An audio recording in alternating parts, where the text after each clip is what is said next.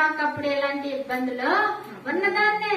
మీరు ప్రార్థించండి, దేవుడు గొప్ప శక్తిని మరి ఇస్తాడు, మీ జీవితంలో గొప్ప కార్యాన్ని చేస్తాడు అని మీరు ఇప్పుడు నేర్చుకున్నదే రాబోయే తరానికి మీరు చెప్పగలుగుతారు. మీరు నేర్చుకున్నదే మీ బిడ్డలకి చెప్పగలుగుతారు. మీరు నేర్చుకున్నదే రాబోయే తరానికి మీరు చెప్పగలుగుతారు.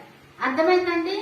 ఇప్పుడు మనకు అనిపిస్తుంది, ఎందుకు ఇన్ని కష్టాలు, ఇన్ని రోజులు వెళ్తున్నాను కదా, ఇంత బాధలు పడుతున్నారు, ఇంకా చూడట్లేదు అని అంటే నీకు దేవుడు ఇంకా ఏమిస్తున్నాడు? ట్రైనింగ్ ఇస్తున్నాడు. ఏమిస్తున్నాడు? ట్రైనింగ్ ఇస్తున్నాడు అండి. ట్రైనింగ్ ఇప్పుడు 6 నెలలు 8 నెలలు సంవత్సరం ట్రైనింగ్లు ఉంటాయి కదండి. ఎందుకు ఇస్తారు అని అంటే నేర్చుకుంటాం. వెళ్ళిన 2వ రోజే ఉద్యోగం ఇచ్చేస్తాడా? ట్రైనింగ్ కంప్లీట్ అయితేనే ఇస్తాడు. అదే మరి ఇచ్చేయచ్చు కదా అంటే ఎవడు, నువ్వు నేర్చుకుంటేనే నీకు ఇస్తాడు. అవునా కదా? ఇప్పుడు మనం నేర్చుకునే ట్రైనింగ్ లో ఉన్నాం, మనం నేర్చుకునే క్రమంలో ఉన్నాం. ఏం నేర్చుకుంటున్నాం అనంటే మరి శోధన ఎలా జయించాలి అనేది నేర్చుకున్నాం. శ్రమ వస్తే దాన్ని ఎలాగ ఓర్చుకోవాలి అనేది నేర్చుకున్నాం.